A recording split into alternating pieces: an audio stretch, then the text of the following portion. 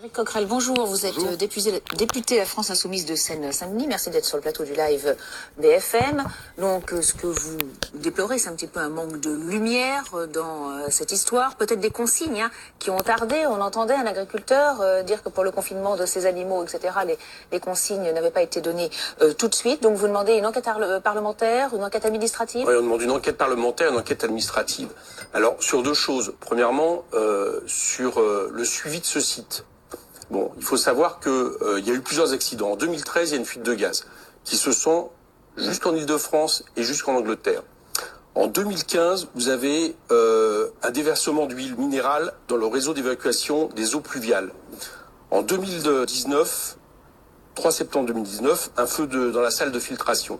Alors, il y a eu après ça des arrêtés, notamment une arrêté de mise en demeure du préfet qui relevait 17 manquements. Donc, il va falloir savoir maintenant de manière détaillée qu'est-ce qui a été fait. Parce que je rappelle quand même que c'est un site Seveso un peu particulier. C'est qu'il est en plein milieu d'une agglomération de 400 000 personnes. D'accord ? Donc, à partir de là, on imagine bien qu'il faut une surveillance absolument forte d'un site comme ça. On peut aussi s'interroger sur l'existence d'un site de ce type dans une agglomération aussi importante, mais en plus de ça, un suivi évidemment. Donc tout ça, il va falloir déjà s'interroger, c'est pour ça qu'il faut une enquête administrative. Et puis après, il y a ce que vous dites.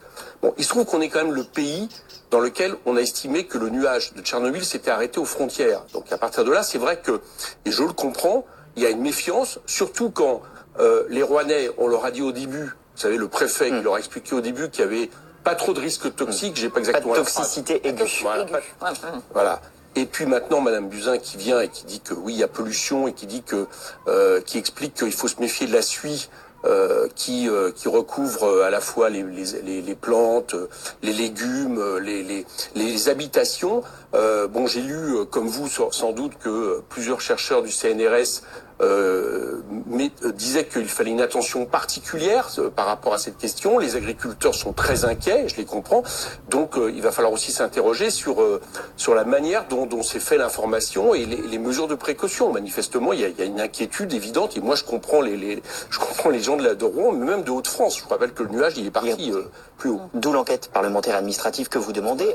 Éric Coquerel, vous évoquiez 3 incidents, 2013, 2015, 2019. Donc, est-ce que ce site était sous une surveillance particulière depuis? Et d'une façon générale, ces sites Seveso sont-ils particulièrement surveillés ou pas? Bah, c'est là où très franchement, je vais le dire calmement, mais je suis assez en colère. Pourquoi? Parce que on nous annonce depuis des années des baisses de budget, baisses de dépenses. Encore une fois, Monsieur Darmanin, hier je l'ai vu puisque je suis à la commission finances, nous expliquait fièrement qu'il y a 40 milliards de baisses. Et notamment, par exemple, le ministère de l'écologie, qui est pourtant un ministère où tous les Français se disent, bah, ça doit être un ministère préservé, quoi. La question de l'écologie, qui contient la question de la prévention des risques industriels et naturels devrait être préservée. Il faut savoir que en 10 ans, il y a eu 24 000 suppressions d'emplois au ministère de l'écologie. Que pour l'an prochain, il y en a encore 1074. Alors, je vais vous dire exactement les conséquences, parce que des fois, on se dit, tiens, on a l'impression d'un stock qui sert à rien, on puise dans un stock, et puis finalement, ça n'a pas d'effet. Mais justement, pour le sujet qui nous intéresse, il se trouve que je suis à la commission des finances, je dirige le rapport qui contrôle les budgets de cette partie du ministère. La direction générale qui s'occupe de la prévention des risques, elle voit ses effectifs diminuer depuis des années. Il y a eu diminution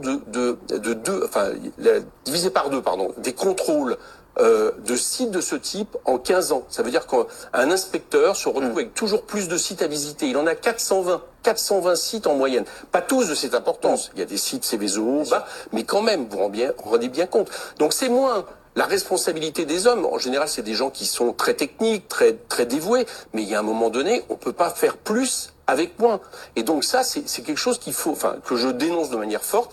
Le directeur général adjoint, l'an dernier, me disait qu'il faudrait 200 embauches pour avoir quelque chose de correct en termes de suivi. Alors je ne dis pas que sur ce dossier-là, il va falloir voir si ça a des impacts, mais vous comprendrez bien que c'est quelque chose qui n'est plus supportable. Il faut arrêter de diminuer les effectifs de ce genre de service. Et revoir globalement la sécurisation de ces sites. Est-ce que vous nous dites ce matin, merci d'avoir été l'invité du live BFM.